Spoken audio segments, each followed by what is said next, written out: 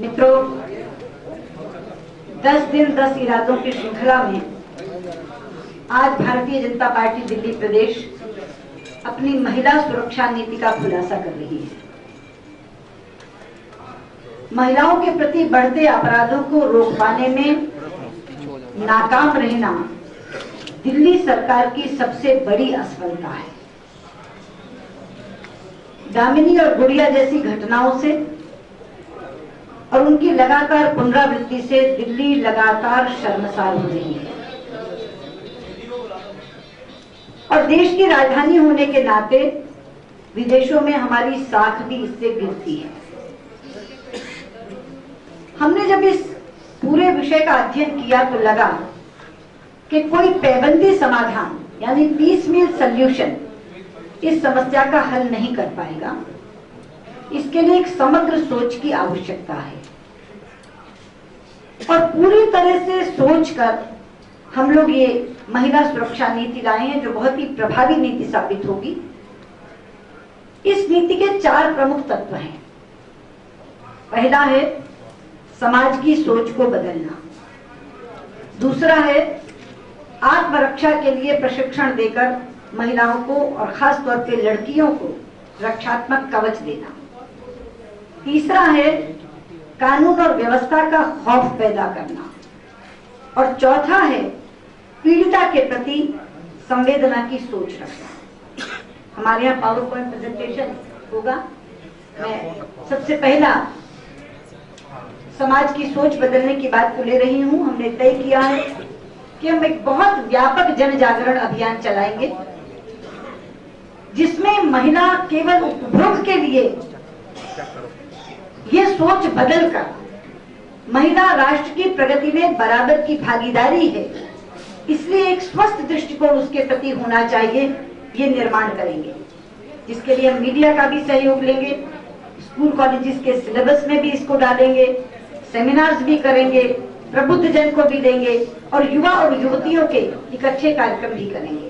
तो एक बड़ा व्यापक जन अभियान हम करेंगे जिससे समाज की सोच बदले और एक स्वस्थ दृष्टिकोण महिला के प्रति निर्मित हो। ये हमारा पहला एजेंडा होगा। दूसरा, मैंने कहा था कि हम रक्षात्मक कवच के लिए उनको प्रशिक्षण देंगे। उसके लिए हमने तय किया है कि हम हर म्युनिसिपल वार्ड में, दिल्ली में 272 म्युनिसिपल वार्ड हैं, हर म्युनिसिपल वार्ड में मुफ्त ट्रेनिंग देने वाले ट्रेनिंग स्कूल्स खोलेंगे जिनमें लड़कियों को जूडो कराटे की ट्रेनिंग दी जाएगी और स्कूलों में लड़कियों के लिए इस शिक्षा को अनिवार्य करेंगे, इस ट्रेनिंग को अनिवार्य करेंगे। यानी जो बच्चियां आगे पढ़ने जाएंगी वो तो स्कूल से इसका प्रशिक्षण ले लेंगी, लेकिन जो स्कूल कॉलेज छोड़ चुकी हैं वो इससे वंचित ना रह जाएं, उसके लिए म्युनिसिपल वार्ड्स में हम उनके लिए इस ट्रेनिंग का प्रबंध करेंगे ताकि दिल्ली की महिलाएं आत्मरक्षा के लिए तैयार हो जाएं। तीसरा, मैंने कहा था व्यवस्था का खौफ। उसके लिए हमने 2 चीजें तय की हैं। एक तो हम 25,000 की विमेन प्रोटेक्शन डेवलपमेंट फोर्स तैयार करेंगे, 25,000 स्ट्रॉन्ग फोर्स। इसकी भर्ती पारदर्शिता से होगी और ग्रेजुएट से ऊपर लोग ही इसमें अलाउड होंगे। ये फोर्स स्पेशली ट्रेंड होगी और हमने तय किया कि इंटरनेशनल लेवल के कोचेज आकर के इनको ट्रेन करेंगे ताकि किसी भी तरह से ये वांटिंग नहीं पाई जाए। फुल्ली इक्विप्ड ये फोर्स 25,000 की हम तय करेंगे, तैयार करेंगे और इसके साथ ही हमने निर्णय किया कि हम एक बीट कॉप सिस्टम चलाएंगे, जिस बीट कॉप सिस्टम में एक कांस्टेबल होगा, एक होमगार्ड का व्यक्ति होगा और एक इस फोर्स की महिला अधिकारी होगी। ये 3 लोगों का बीट कॉप सिस्टम ऐसा होगा कि अगर कोई अपराध कहीं हो रहा है महिला के साथ तो 10 मिनट के अंतर पर उसको पुलिस अधिकारी की रक्षा मिल जाए। ये 3 लोगों का एक मिला जुला बीट कॉप सिस्टम हम लोगों ने तय किया। जब हम व्यवस्था के खौफ की बात करते हैं मित्रों, तो उसका एक प्रमुख पहलू होता है निगरानी। दिल्ली में एक सतत निगरानी की व्यवस्था करने का हमने फैसला किया है, जिसके लिए पहला प्रयास है कि अगले 100 दिनों में, सरकार के आते ही 100 दिनों में हम 100 अंधेरे रास्ते, जो अंधेरे स्थल हैं, उनको चिन्हित करके तुरंत रोशन कर देंगे। लेकिन ये काम 100 स्पॉट्स के बाद बंद नहीं चिन्हित करते जाएंगे। दिल्ली का एक भी कोना हम अंधेरा नहीं छोड़ेंगे, हर अंधेरे कोने को रोशन कर देंगे ताकि अंधेरे में होने वाले अपराध तुरंत समाप्त हो जाए। ये सतत निगरानी का पहला बिंदु है। दूसरा बिंदु है, हर पब्लिक स्पॉट को हम सीसीटीवी कैमरे लगाएंगे, हर पब्लिक स्पॉट पर।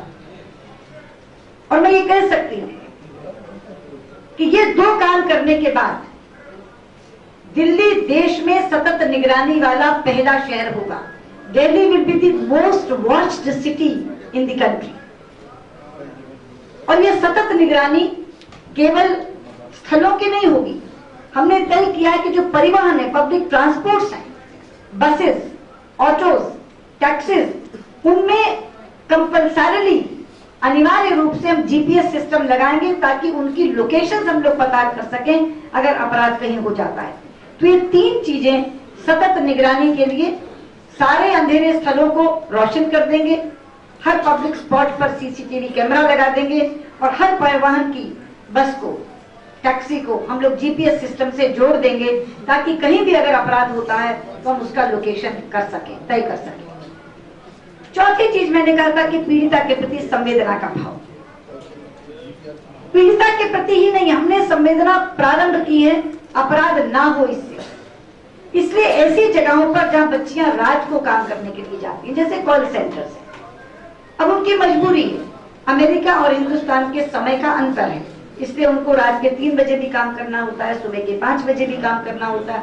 तो वहां से डेडिकेटेड बस सर्विस चलाएंगे जिसमें सुरक्षा के लिए पुलिस अधिकारी उपलब्ध रहेंगे और वहां से वो बच्चियां अपने घर जा सकेंगी।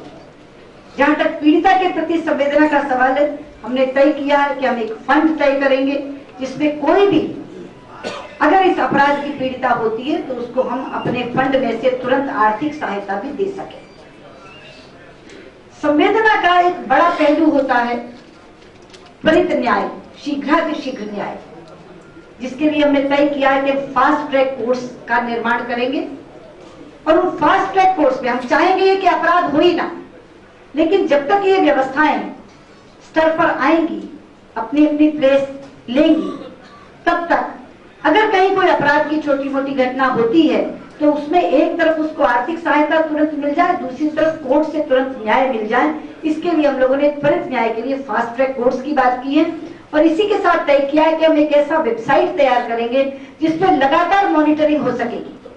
पुरानी इन्वेस्टिगेशंस, नई इन्वेस्टिगेशंस, कोई एक ही व्यक्ति बार बार अपराध करता है, जैसे सीरियल किलर्स होते हैं, इसी तरह से जो सीरियल रेपिस्ट होते हैं, उनके पुराने बैकग्राउंड्स, उन तमाम चीजों को तय करने के लिए हमने ये भी एक बिंदु रखा है कि त्वरित न्याय मिले, शीघ्रातिशीघ्र न्याय मिले। इसके लिए ये 2 बिंदु हम लोगों ने रखे हैं। ऐसा ये 11 सूत्री कार्यक्रम हमने महिला सुरक्षा नीति के लिए तय किया है। और मुझे लगता है कि जो सरकार आज वर्तमान में है और पल्ला झाड़ के बैठी है, दुख होता है जब यहाँ की मुख्यमंत्री कहती है मैं क्या करूं, मेरी तो अपनी बेटी सुरक्षित नहीं है। असहायता का एहसास दिलाती हैं या नसीहत देती हैं कि रात के समय वो काम करने ना जाएं तो अच्छा है।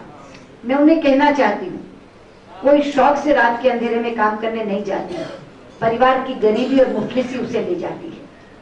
बजाय इसके कि उसके प्रति संवेदना रख करके हम उसका समाधान करें, हम उसको ऐसी नसीहतें देते हैं जो अव्यवहारिक है। लेकिन भारतीय जनता पार्टी ने इस पूरी समस्या पर बहुत सोच विचार करके, विस्तृत विचार विमर्श करके, अलग अलग लोगों से, मनोवैज्ञानिकों तक से बात करके ये तय किया है। और ये 11 सूत्री महिला सुरक्षा नीति की खुलासा मैं आज आपके सामने कर रही हूँ। मेरी तरफ से इतना ही। आप कुछ पूछना चाहें तो मैं हाजिर हूँ।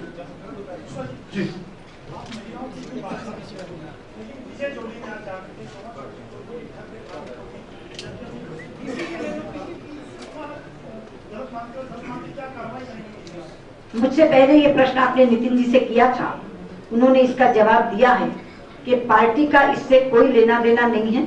लेकिन जहां तक उन्होंने किया है, मैं उसकी कभी भी अनुशंसा नहीं कर सकती, कभी भी उससे सहमत नहीं हो सकती। और मैं आपको ये भी खुलासा कर दूं कि मुझसे और अरुण जी से, दोनों से उन्होंने अपनी ये इच्छा कहीं ना कहीं सुरसुराहट के तौर पर बताई थी और हम दोनों ने पूरी तरह से मना किया था। ये नहीं करना, ये पार्टी की शैली से भी मेल नहीं खाता और ये सभ्य भी नहीं है। हम अपना विरोध बहुत सभ्य भाषा में दर्ज कर सकते हैं, सभ्य तरीके से दर्ज कर सकते हैं, लेकिन ये एक असभ्य तरीका है और जिसको उन्होंने अपनाया है और मैंने और अरुण जी ने मना किया था, उसके बावजूद किया है, इसलिए मैं इसकी पुरजोर निंदा करती हूँ। कार्रवाई तो करेगी अध्यक्ष जी, लेकिन मैं कह रही हूँ मैं पुरजोर निंदा करती हूँ जिस चीज की।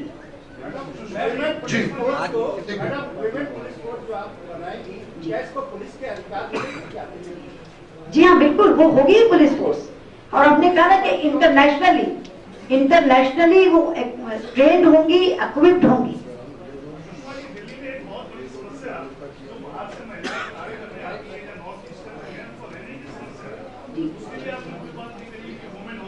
मैंने ये केवल महिला सुरक्षा नीति की बात की है, वो हमारे अलग है। महिला छात्रावास, जो अगर आप हमारा घोषणा पत्र देखेंगे, ऐसे तो आज मैंने महिलाओं की आर्थिक व्यवस्था की भी बात नहीं की, विमेन एम्पावरमेंट की बात नहीं की। आज की जो मेरी ये प्रेस कॉन्फ्रेंस है, ये केवल और केवल महिला सुरक्षा पर निर्भर कर रही है और उसी से वाबस्ता है।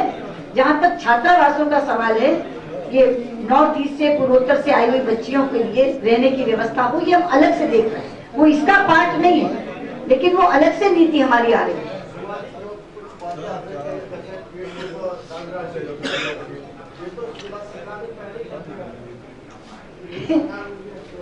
वो तो केवल घोषणा करती, कुछ करती नहीं। क्या दिया है उन्होंने? निर्भया फंड, जो केंद्र सरकार ने कहा। आप तो शीला जी की बात करें, मैं केंद्र सरकार की बात करें। वहां तो चिदम्बरम जी ने घोषणा की थी। पिछले सत्र में हमें कहना पड़ा कि उस निर्भया फंड में 0 रुपया राशि थी, 1 रुपया भी नहीं डाला था। तब पिछले बजट में उन्होंने उसको डाला और महिला बाल आयोग और महिला बाल मंत्रालय की तरफ से 1 भी रुपया बांटा नहीं गया था, 1 भी रुपया। तो ऐसे फंड का क्या फायदा? जी जी,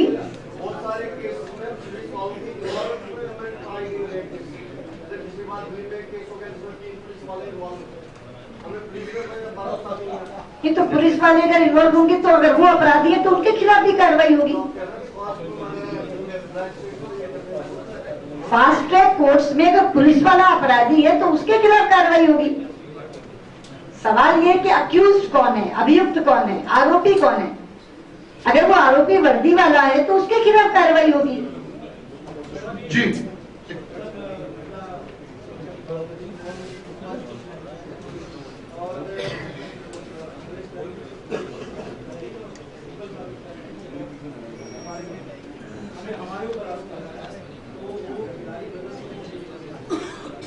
देखिए, पहली बात तो ये इससे संबंधित ही नहीं है जो सवाल आपने पूछा है।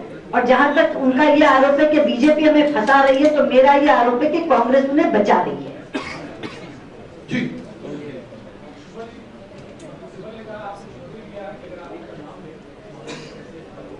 नहीं, मैंने तो नाम किसी का ही नहीं लिया था। मैं तो ये कह रही हूँ कि मेरे ट्वीट में 3 फैक्टर्स थे। एक था शील्डिंग, बचाव करना है। एक कहा था कि जो फाउंडर और पेट्रन है तहलका के, यूनियन कैबिनेट में तो इतने मिनिस्टर्स हैं, उन्होंने ही अपने आप को इन तीनों के फ्रेम में पाया और वो बोल पड़े। मैंने तो किसी का नाम नहीं लिया, मैंने तो नाम लिया ही नहीं। मैंने तो एक ट्वीट में 3 राइटर्स डाले। कहा union minister is shielding Tarun Tejpal, who happens to be the founder and patron of तहलका। ये कहा मैंने। अब कौन यूनियन कैबिनेट मिनिस्टर ने पाया कि इस पूरे फ्रेम में वही बैठता और वो कैमरे के आगे आ गए? मैंने तो किसी का नाम नहीं लिया। मैं तो 3 चीजें कही थी। समझने वाले समझ गए, जो ना समझे वो अनाड़ी हैं। चलिए, मैंने कहा ना, मैंने तो किसी का नाम ही नहीं लिया। वो जो मर्जी बचाव करते रहे, लेकिन ये मेरा आरोप है, आज भी है, कि बीजेपी उनको गलत नहीं फंसा रही तरुण तेजपाल को, लेकिन कांग्रेस उनको बचा रही है। ये मैं पूरी जिम्मेदारी से कहना चाहती हूँ। Yes,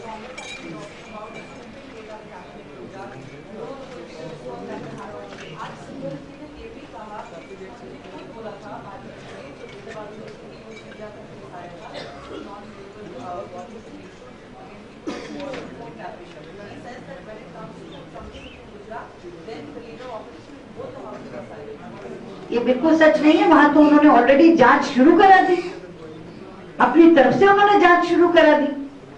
So why are we silent? And where are we silent? We are not silent. उन्होंने उन्होंने जांच शुरू करा दी उसके। अब ये तो फिर सारे किसी भी जांच को कह दो बचाने के लिए, फिर तो जांच मांगा ही मत करो। अगर सारी जांचें बचाने के लिए होती तो जांच मांगते क्यों? प्रधानमंत्री पद की जो उम्मीदवार है बीजेपी के, उनके ऊपर आरोप लगा है कि जो विकास के आंकड़े दे रहे हैं वो गलत दे रहा है और उन्हें चुनौती की बहस करनी है जहां भी सब हो चुका है। आज की प्रेस आप हाईजेक मत करिए अन्य प्रश्नों से, ये विषयांतर है। आज की प्रेस फोकस्ड है महिला सुरक्षा नीति पर। जो चीजों का मैंने खुलासा किया उस पर अगर आप कुछ भी पूछना चाहें तो मैं उसका जवाब दूंगी। ये सवाल जो आपके हैं वो फिर किसी प्रेस कॉन्फ्रेंस में देंगे। जी बोलो, last question please. Sushma ji,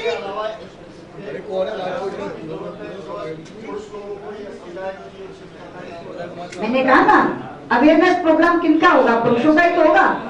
उनको समझाएंगे कि इनको अपना मित्र मानो, जी बोलो। इनके प्रति स्वस्थ दृष्टिकोण रखो। उससे तो शुरू किया मैंने। समाज की सोच और व्यवस्था का खौफ, ये दो चीजों का जब संगम होगा तब महिला सुरक्षा होगी। बहुत बहुत धन्यवाद। जी हर्षवर्धन जी कुछ। सुषमा जी, मैडम आपने बोला कि जो पीड़िता है उसके लिए आर्थिक सहायता, सोशल रिफॉर्म्स, लेकिन कार्यस्थलों पर महिलाओं के लिए बहुत असुरक्षित माहौल है। चाहे हम बात करें पत्रकारों की, महिला पत्रकारों की, सामाजिक क्षेत्र में जो असुरक्षा का माहौल है उसको दूर करने के लिए पार्टी के एजेंडे में और आपकी ये सारी चीजें जो मैंने बोली है ना 11, ये इसमें शामिल है। और ये जो मैंने सबसे पहला पब्लिक अवेयरनेस बोला वो प्रभावी ही कार्यस्थलों पर होगा। ये सोच बदलेगी तो कार्यस्थल पर महिला सुरक्षित होगी। इसीलिए मैंने दो चीजें बोली बाद में, एंड में। कानून व्यवस्था का खौफ उनको रोकेगा, समाज की बदली हुई सोच उनको रोकेगी। इसलिए 11 सूत्री कार्यक्रम का खुलासा करने के बाद मैंने अभी अंत में ये कहा कि समाज की बदली हुई सोच और व्यवस्था का खौफ यही कार्यस्थलों पे महिलाओं को भी सुरक्षित करेगा। Thank you so much.